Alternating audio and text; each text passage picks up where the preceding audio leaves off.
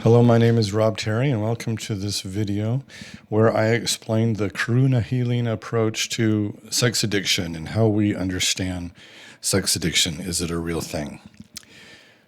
Starting in the 1970s, Patrick Carnes went to treat his own sex addiction and found that there was really no treatment models available.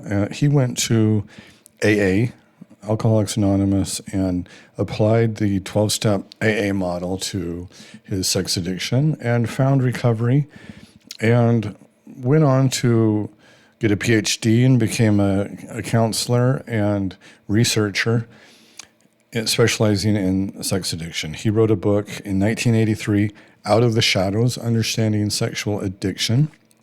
And then from that time forward, that's when sex addiction really has become kind of a thing that we have understood in America.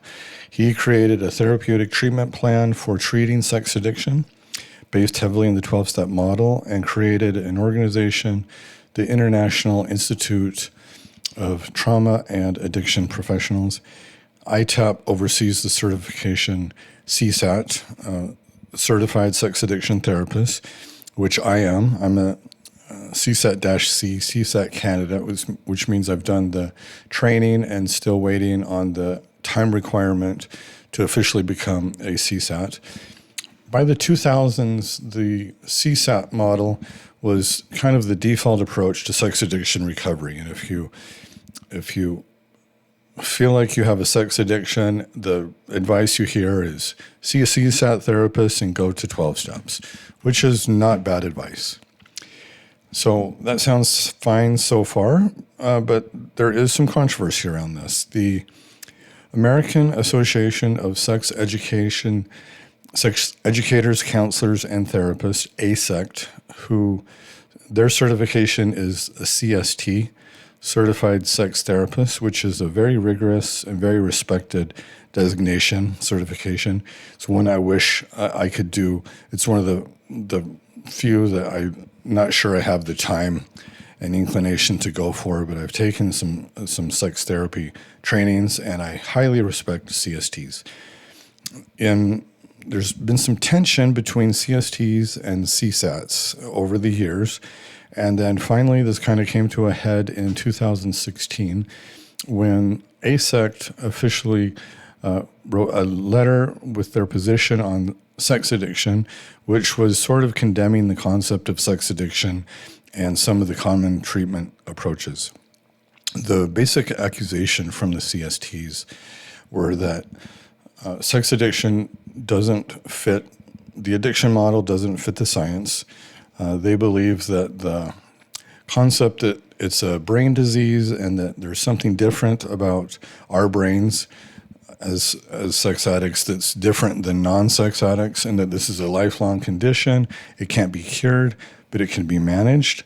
They believe that doesn't fit the science. See the research of Dr. Nicole Praza, for example. They also say it doesn't exhibit the traditional addictive elements, such as tolerance, progressive, escalating when untreated, and withdrawal. Now, I should say I think it definitely does in some cases. It did a lot with me and a lot of my clients, but a lot of people it doesn't.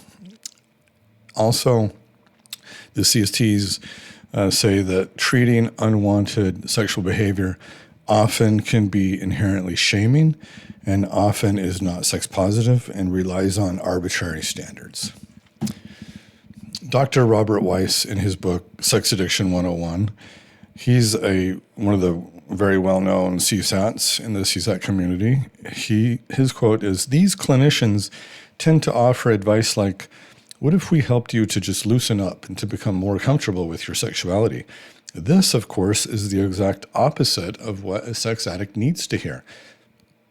Imagine, if you will, a therapist telling an alcoholic with 2 arrests for drunk driving while intoxicated to loosen up a bit and drink without shame. Well, this is what sex therapists often unknowingly do with sex addicts.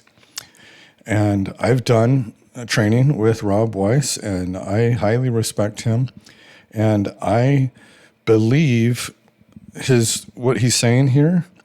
And also, I've I have tremendous respect for CSTs, and I largely agree with their position. This is a highly politicized issue, and just like the political discourse in our country, often we have the extremes talking past each other, and while there's a lot of common ground in the middle. And there are many therapists that are both CSATs and CSTs, and I think that you'll find a lot of common ground and the common treatment models between the two. In fact, the CSTs that do have a treatment model for treating sex addiction, they don't call it sex addiction, they call it out of control sexual behavior. The book, in 2016, Douglas Braun Harvey and Michael Vigorito published the book Treating Out of Control Sexual Behavior, Rethinking Sex Addiction. That's a 400-page book that's very dense, aimed at mental health professionals, and it's excellent. I've done training with Douglas Braun Harvey as well as my CSAT training, and both models are very important to me, perhaps equally important. I use the term addiction. I'm fine with using the term sex addiction. We use addiction sort of in a non-specific, non-clinical sort of way, for referring to work addiction, food addiction, and it doesn't have such a precise meaning, so I'm fine with that. I don't like the term sex addict. I don't use the term sex addict. I'll get more into that a little bit later in this video. Why does it matter? It doesn't really matter. It matters more how we treat it, but that is sort of why it does matter, because it might matter if we treat sex addiction as the thing that we're treating, or we view it as a symptom of the thing we're treating. An analogy that may not land, but it kind of gives insight to the idea is maybe someone goes to the doctor and he's sneezing. The doctor's not going to tell him he has a sneezing addiction. He's going to find out what's causing the sneezing. And I largely view sex addiction as a symptom of other things, although certainly it's important to treat the sexual behavior. Another reason why it matters is how serious we take it. Some people believe not calling it an addiction might downplay how serious we're taking it, and calling it addiction and calling one an addict really steps up our approach to take it more seriously. Another is that some people believe it absolves people of responsibility. You might see people in the news, a celebrity in the news who gets in trouble with their sexual behavior, and then they say, well, I'm a sex addict, so it's not my fault. I don't think that's common, but that does happen. We should be aware of that. Another reason it matters is how shaming or shame-reducing the approach is. Shame and how we address shame in sex addiction is huge and paramount in sex addiction treatment. Another reason it matters is how much we're going to rely on the AA model and 12 steps. Some believe it's of that the 12-step model is of primary importance. Others believe it's overemphasized. I'm sort of in that camp. Another reason is, are we going to go for pure abstinence, or are we going to go for some sort of harm reduction or moderation management or some kind of mix? And also, how do we even define sobriety? Regardless of the label we use, let's make sure we address all these issues for optimal treatment. Sex addiction is not a diagnosis in the American Diagnosis Code Manual, the DSM. That makes it hard to treat, especially because insurance requires diagnosis. So when I act as a coach for clients outside the state of Utah. I act as a therapist for clients inside the state of Utah. When I'm doing therapy and I am required to give a diagnosis, I have to do something like anxiety or depression, and sometimes it doesn't really fit, but you have to give a diagnosis to the insurance, and so that makes it a challenge. Proponents of the concept of sex addiction, like the CSET community, have been campaigning. As you can imagine, it's political, and there's people that are fighting this. We've been arguing over this many years, debating over the terms. Do we use the term addiction? Do we use the term dependence? Is it an impulsivity? Is it a compulsivity? Do we just call it problematic behavior, out of control behavior? All of these terms kind of have their own pros and cons. There was a run up before the DSM-5 published in 2012 that we tried to get in a diagnosis called hypersexual disorder. And there was a lot of research and a lot of momentum behind that, but it was rejected. And given this quote, ultimately the American Psychiatric Association decided to reject the proposal for hypersexual disorder in the DSM-5 due to a lack of empirical evidence and potential consequences of pathologizing excessive sexual activity. Now, the international version of the DSM is called the ICD, and the ICD-11 in 2018 did finally include a diagnosis for compulsive sexual behavior disorder, and that's a big win for the sex addiction treatment community. And you might hear that term CSBD, compulsive sexual behavior disorder, more and more, with many therapists preferring that term over sex addiction. The ICD-11 compulsive sexual behavior disorder definition says that one must have a persistent pattern with repetitive sexual behavior manifesting in one or more of the following. 1, problematic sexual behavior to the point of neglecting important responsibilities. 2, failed efforts to stop. 3, serious consequences. 4, continues despite little satisfaction. You may not have all of those, but just one is required. For me, I think I had definitely the first 3 fit, and the fourth one maybe at times did also, the continues despite little satisfaction. The pattern has to be present over a minimum time period of 6 months, and it can't be explained better by a different diagnosis, particularly a manic episode. So this is very difficult to assess, and one of the reasons is that there's a clause in there. The distress and consequences cannot be entirely related to moral judgments about one's sexual behavior. If it's just morally related, it's not sufficient to meet the requirement. And that makes it really subjective because everyone's going to have different moral views.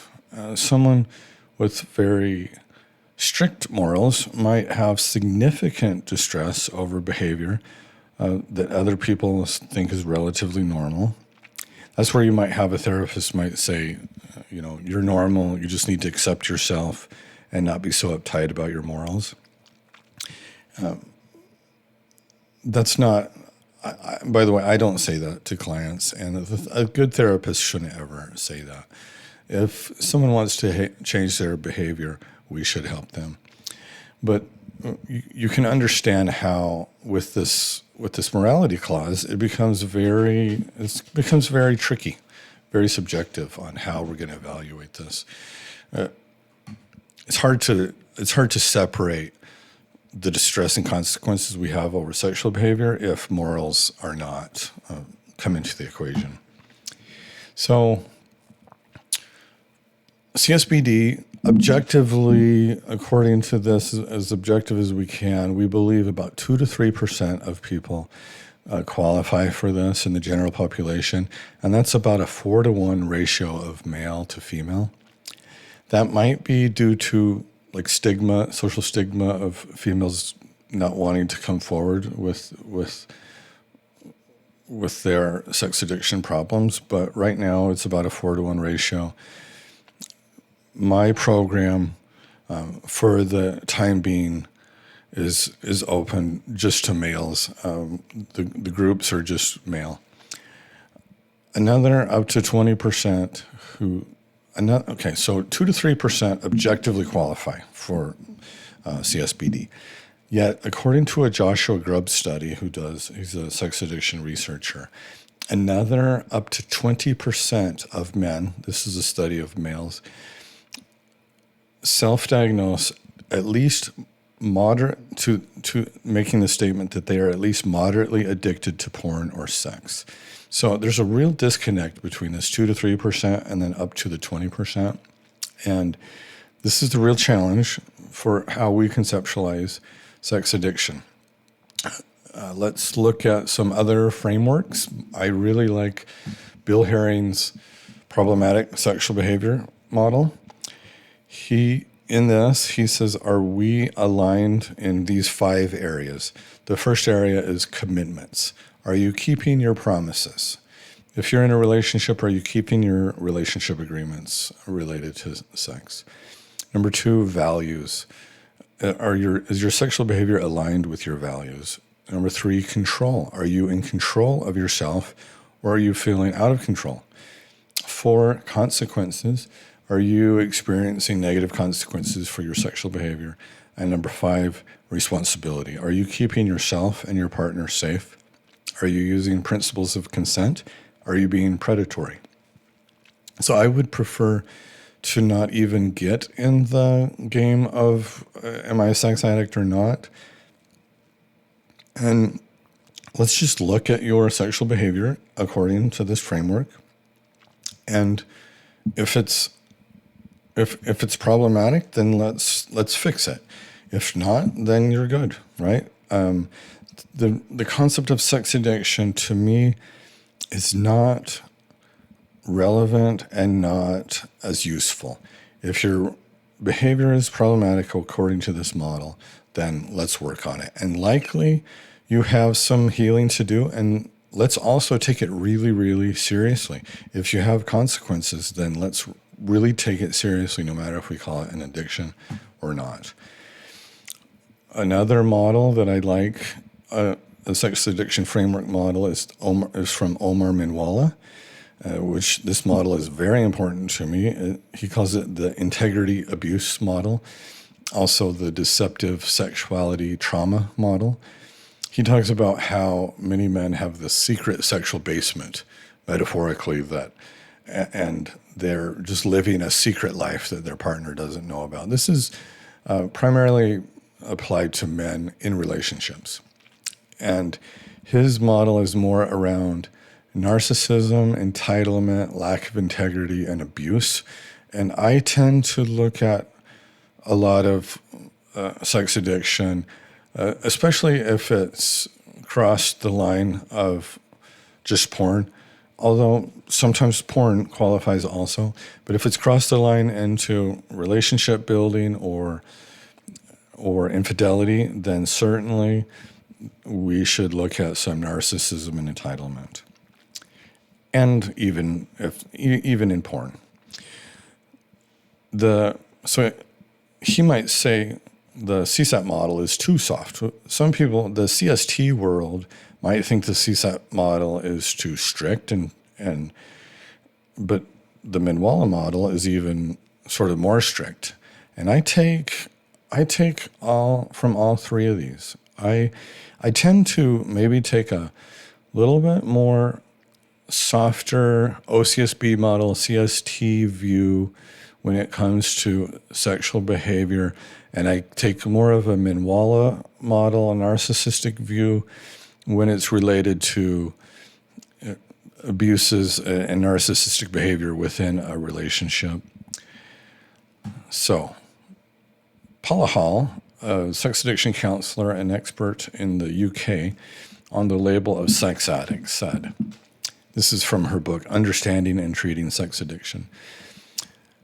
She says, what I find most destructive about the addiction model is the notion, once an addict, always an addict, meaning that we cannot cure, but at best merely arrest the disease.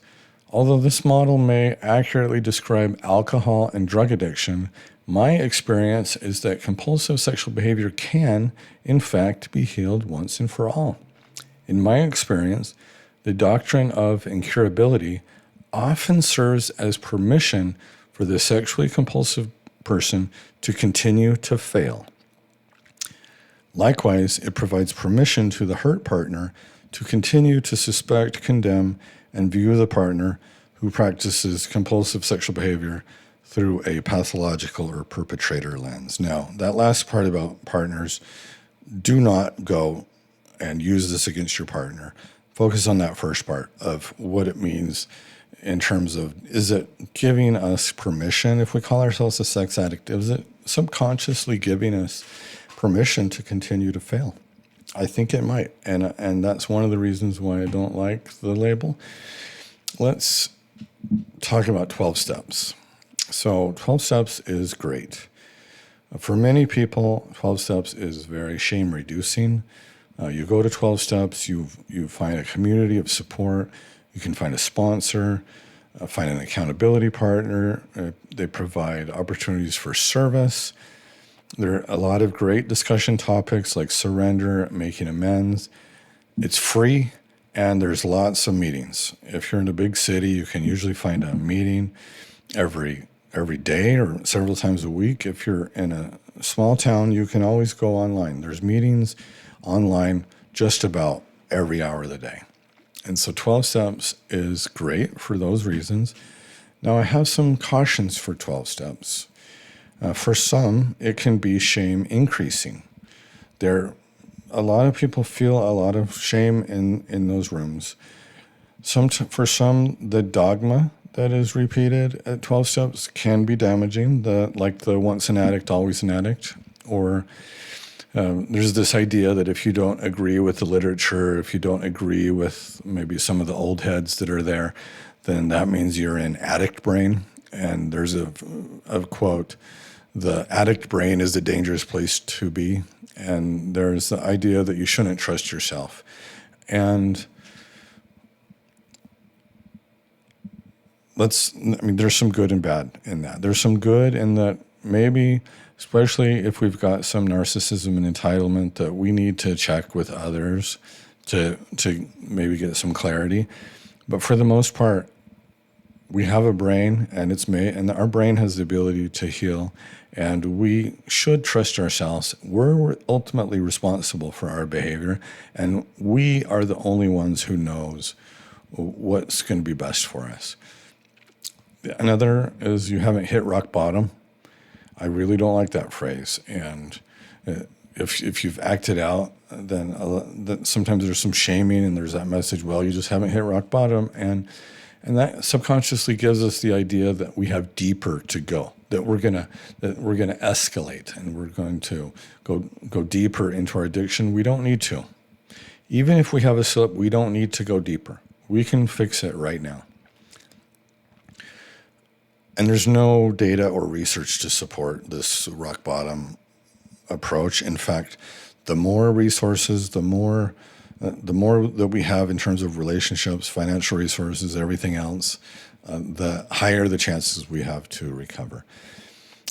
Non-believers sometimes struggle with shame and judgment in 12 steps over their lack of belief in God. And this is really tricky. A lot of people are fine. They say, my higher power is love. My higher power is the group, no problem. But for a lot of people,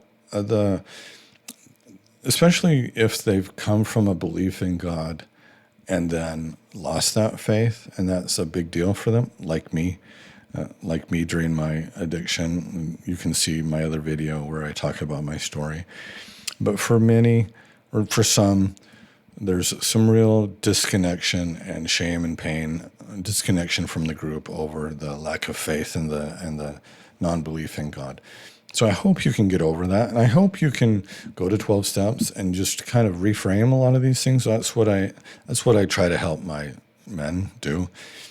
But 12 steps is good, and there's some bad things. So let's go to 12 steps and get the best out of it.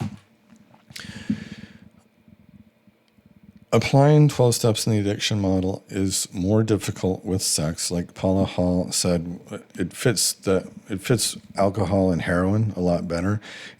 Those are drugs that we don't need those to survive. We can just quit those, stop, forget about it, and move on and never drink again, never do heroin again. However, we are sexual creatures, and trying to completely suppress our sex drive long term is difficult and problematic. I view sex addiction more like food, where instead of abstinence, we're trying to define what's healthy and what's not. And in this program, we create a sexual health plan, and everybody gets to define their own bottom line. Let's talk a little bit about harm reduction and moderation management. Harm reduction in drugs and alcohol are things like needle exchange programs, designated driver, take your vitamins and drink water when you drink. We're aimed at reducing consequences. This is a bit controversial because some people believe if we talk about harm reduction, then we're promoting drugs and alcohol. But actually, research shows that harm reduction programs actually reduce overall drug use and addiction over time. Moderation. Some clients don't have a goal for a complete abstinence of certain behaviors. They might say, I'm abstaining completely from pornography, but I'm not abstaining completely from masturbation. I'm going to target maybe a goal of once or twice a week and make sure it's not done compulsively. But abstinence is not a goal. Or some even might apply that to pornography, and the real issue is maybe infidelity or interactions with other women over sexting and online messaging, and porn is maybe something that they're limiting to once a week to keep an eye on, make sure it's not done compulsively, and maybe they don't have values that maybe their values are not against some of those behaviors. So each person gets to choose their own sexual health plan, and according to the Bill Herring framework, and if their partner says no to something, then that's a no, right? One of them is relationship agreements. So, and this goal of moderation management for some people might be temporary as their addiction is winding down and they're getting a handle on it, or it could be a permanent landing place. I believe it's wise to consider harm reduction and moderation management principles in sex addiction recovery. I'm not going to ever try to talk you into something. That's up to you to decide. I might help you get in touch with your values to make sure that you're aligned with your values, to see if you might need to tighten up your sobriety definition, but I'm not going to pressure you one way or the other too much.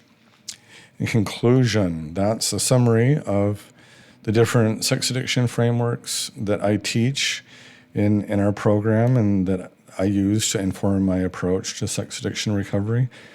I sort of take a middle approach, although I am sort of extreme in some cases, like using the Minwalla model for narcissism, and I try to take the best of everything. Thank you for watching to the end of this video, and we'll see you next time.